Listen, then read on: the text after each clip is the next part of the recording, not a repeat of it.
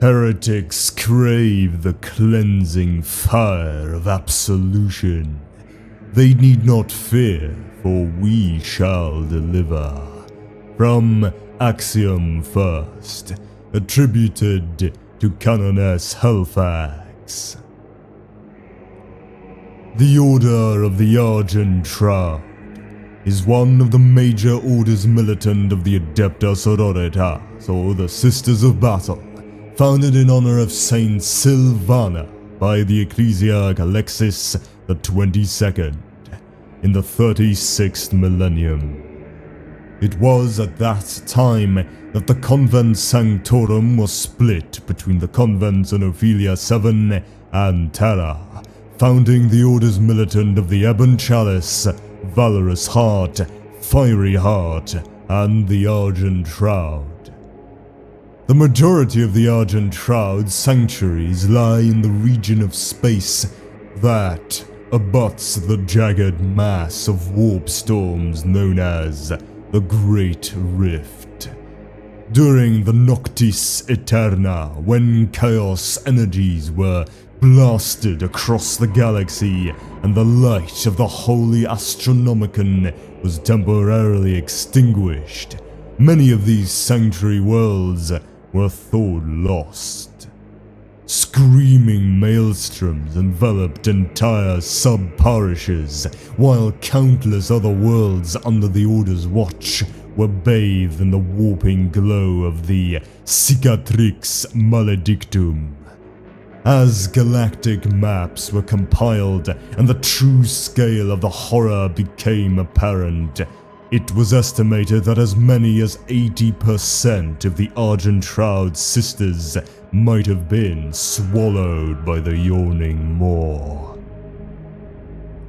But in the harrowing years of the Era Indomitus since, the Order has continued to fight against the marauding forces of chaos without showing any signs of diminishment.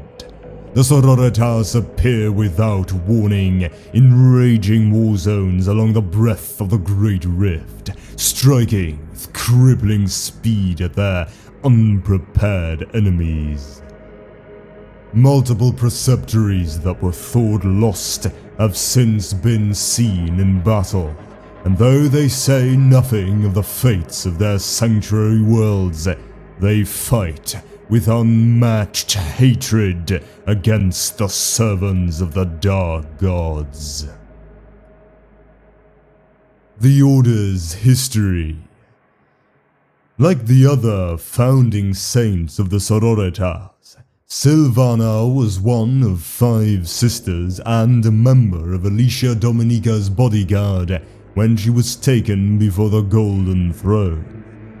She is noted for the many selfless acts of self-sacrifice she performed throughout her life, and sisters who have survived a battle despite terrible odds often invoke her name in thanks for deliverance from the forces of evil. She was one of the first sisters to lead imperial crusades in the name of the Emperor of Mankind. Her service as head of the Order was brief.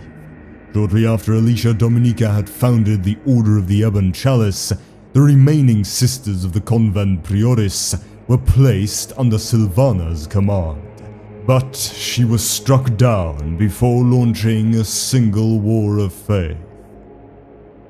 In the late 36th millennium, she is said to have died after being poisoned by a death cult assassin, and the Journal of Ecclesiarch Alexis the 22nd states that her body mysteriously vanished after having laid in state for a solar week within the inner sanctum of the Convent Prioris. Some suggest the murderer was an agent still loyal to Gauge Van Dyer's vision of the Ecclesiarchy, whereas others propose that the forces of the heretical Alpha Legion played a hand in the fell deed. A silvery image of her bones was left imprinted on her death shroud, which is revered as one of the Sisterhood's most holy relics, and that gives the order its title. The image most often associated with Saint Sylvana is that Death Shroud, imprinted with the ghostly image of her skeleton. She was declared an Imperial Saint by the unanimous vote of the Holy Synod of the Ecclesiarchy. Sylvana was renowned for her altruistic spirit and her stoic faith. She seldom spoke, believing that deeds on the battlefield spoke more of a warrior's devotion than any words. The Sisters of the Argent Shroud likewise rarely speak, and they are famed for their selfless acts of heroism. As such, the Order fields a high number of Celestian and Seraphim squads, their faith a shield as strong as their silver armor, and their righteousness a weapon as potent as bolter fire. And now, onto their most notable campaigns. The Gaia Crusade in M36. The Gaia Crusade was the first campaign ever undertaken by the Order of the Argent Shroud. It is said that an Argent Shroud commandery fought a raging war across the magma flats of Devost Prime that lasted a whole Terran year, emerging with only a handful of losses and the skulls of 3 Iron Warriors Warpsmiths.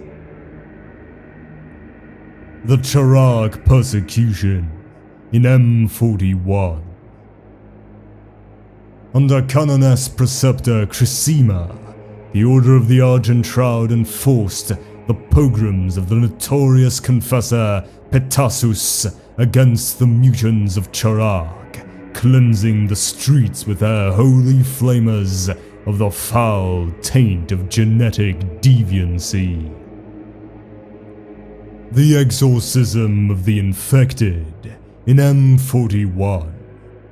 As the Death Guard's 3rd Plague Company advances along the fringe of the Great Rift, whole systems in their wake are consumed by the disease known as the Gloaming Bloat. The infection begins to spread through the Yunthilmar system, transforming the inhabitants of all 26 planets into swollen poxwalkers.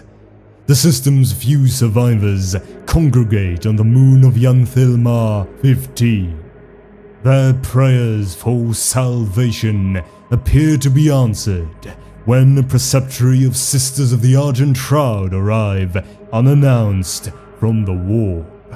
The survivors' hopes turn sour when they see that there are fewer than 1,000 of them, and they are facing down whole worlds filled with Nurgle-tainted shamblers. But the Sororitas pay no heed to the cries of despair. Instead, they set about excavating a long-abandoned temple buried beneath the ice at the moon's southern pole. After digging the temple's antenna-like spire from the frost, the sisters enter the inner sanctum to engage in silent prayer. After 3 days, a pulse of silver light bursts from the antenna, illuminating each of the planets in the Yunthilmar system one by one. Without word, they depart the moon, traveling to each of the system's worlds in turn. When the survivors left on the moon eventually follow them, they find only devastation. Each planet, once teeming with poxwalkers, was now littered with mangled corpses that bore no evidence of Nurgle's foul degradations. The Third War for Armageddon in 998 M41. when the largest orc warg ever raised, led by the warlord Gazkul Mag Uruk Thraka, assaulted the Armageddon sector and began the Third War for Armageddon, the Order of the Argent Shroud responded in kind. They sent 7 whole companies of Battle Sisters to assist the beleaguered sector. 4 companies were deployed to the Fire Wastes, whilst the remaining 3 spread throughout almost every war zone on Armageddon.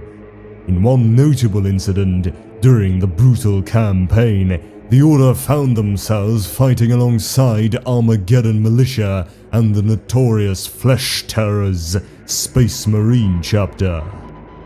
Chapter Master Gabriel Seth denied Canoness Carmina any tactical counsel whatsoever. After nearly a century in leading her sisters to war, occasionally alongside Marine chapters, this treatment came as no surprise. But the Order's main grievance was with the way the notorious chapter conducted themselves during the ensuing battle. The Battle Sisters struck Warlord Raklam's army as it changed positions from shelling the mining outpost of Gaius Point to occupying the settlement. Battered by 3 days' bombardment, the population of Gaius Point had dug underground and, under the careful ministrations of the Order's Sister Superior, were determined to form an ad hoc militia to defend their homes. The Flesh Terrors launched their attack on the Orc column when it was approximately 1 Imperial mile from Gaius Point, and, hitting the Orcs in the rear and flanks, they drove the disorganized enemy into the Battle Sisters' waiting guns. Caught between Sister and Marine, many Orcs were slaughtered, with the survivors mounting their vehicles to escape with all haste. The Sisters first noticed something was very wrong when 3 mobs of Orcs, deserted by their cowardly leaders, formed up and assaulted their front line, choosing to engage the Gaius Point militia rather than the Sisters' deadly accurate bolt guns. The Flesh Terrors, apparently driven mad by some kind of battle frenzy, crashed into the Orcs' rear ranks just as the first Orcs reached the militia.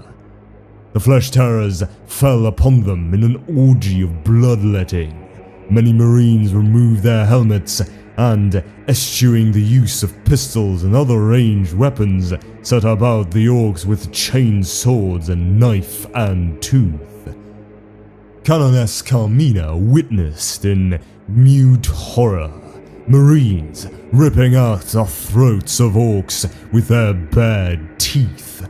The raw fury and love of carnage she saw in their faces as they literally tore the enemy apart made her shudder in fear. The Orcs were annihilated within seconds of the Marines' attack, but the small number of the enemy were simply not enough for the Flesh Terrors, who by now seemed to have been driven into a fever pitch of absolute bloodlust. With no more Orcs for them to butcher, they scrambled over the barricades on the perimeter of Gaius Point and smashed into the thin line of militia. Properly driven into a true battle frenzy now, the Flesh Terrors performed acts of the most debauched nature in the name of violence. Men, women, and youths all fell beneath their blades. The old, the infirm, none were spared the Flesh Terrors' crazed attack. One of the Order's Sister Superiors later reported that she had personally witnessed cannibalistic acts committed by the frenzied Marines. The Canoness did not personally witness this, but she believed the Sister Superior's report nonetheless. she ordered a hasty withdrawal of her sisters from the Marines with all haste before they reached their positions. The Canoness later reported the incident to the Inquisition. Her report stated that the flesh terrors were unstable beyond redemption, and that they were not fit for duty anywhere within their mighty Imperium. She firmly believed that it was evident that the flesh terrors had evolved far beyond any point reached by a loyalist chapter and requested their immediate destruction.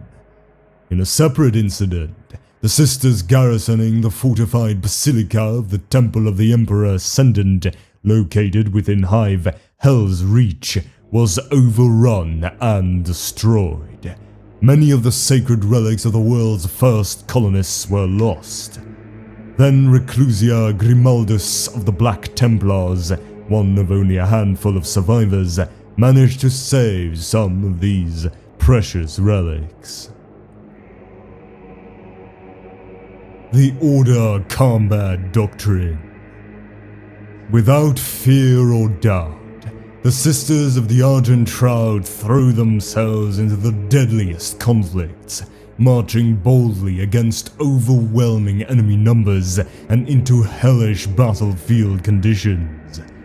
They avoid formulating grand stratagems and rarely communicate intended tactics to their allies, to the ire of many Imperial generals. Simply put, the Order places its trust in the divine guidance of the Emperor more than in the carefully orchestrated plans of his fallible servants. The results achieved by them soon put paid to any misgivings.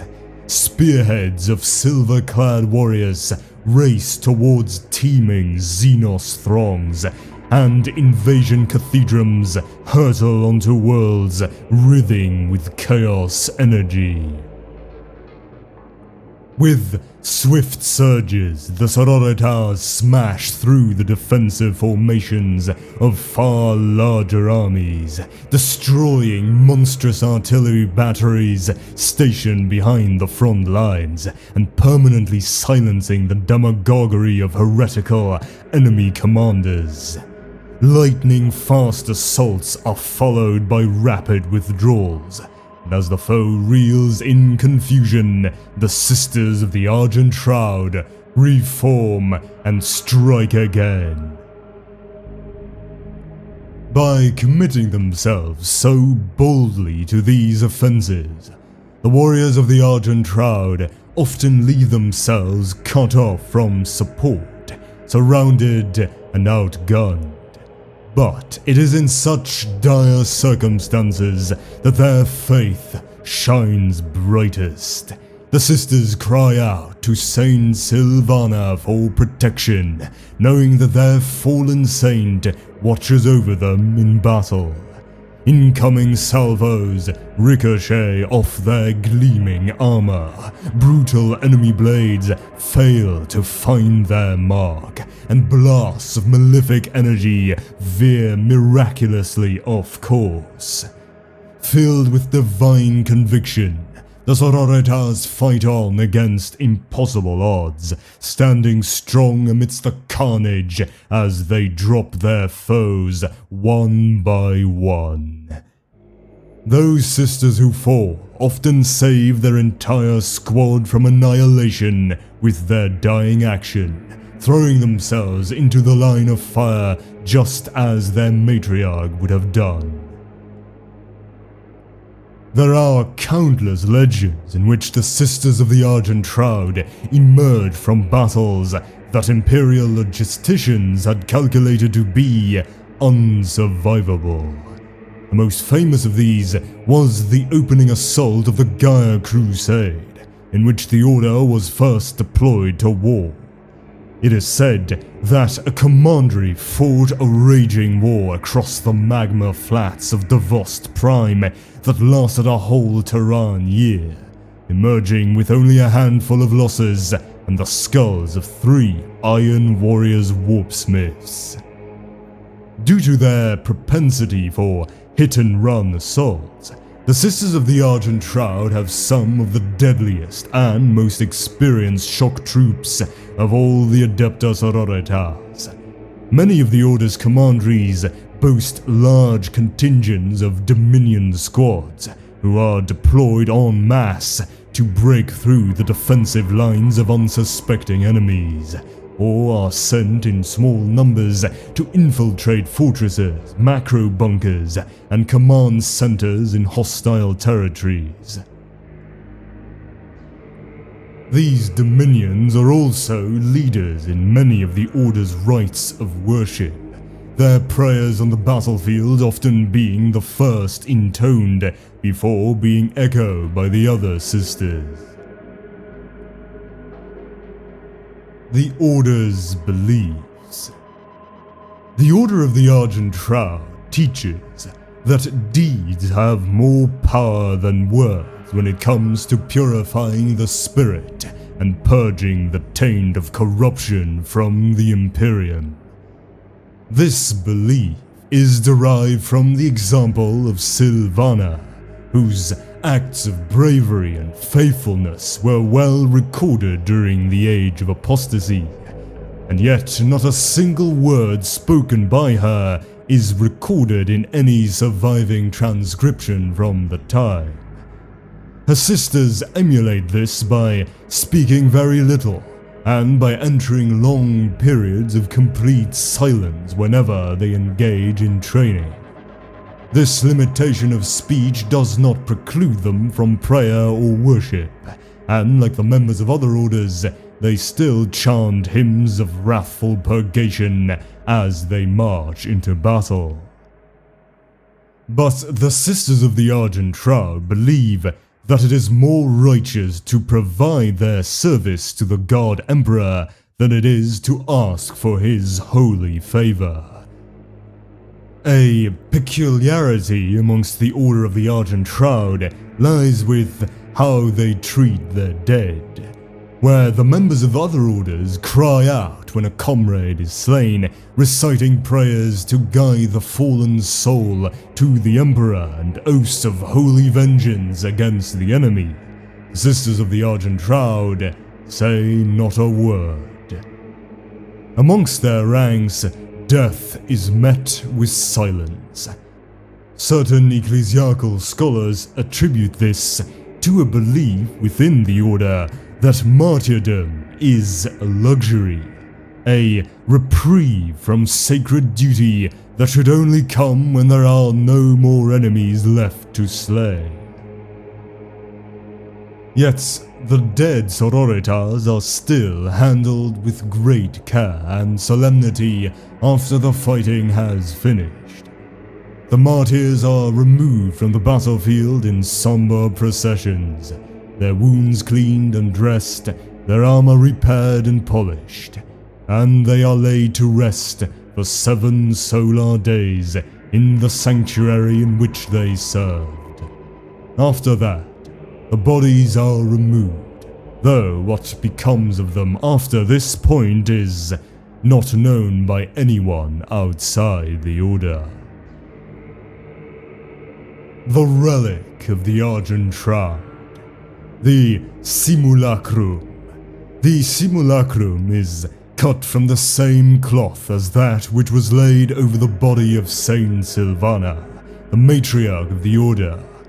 It is carried by the sisters designated as the Spirit of Sylvana when the 6 chosen members of the Order's Pronatus escort Saint Catherine's remains to battle. As the chosen sister reads aloud the many deeds of Sylvana, an image of the saint appears in the shroud, revealing its miraculous nature for all to see. And the Order's appearance. As the name of the Order suggests, these Sisters of Battle wear silver power armor coupled with white cloaks that have red linings. Weapons that they bear are also red, and its iconography is that of an ebon skull with an iron halo.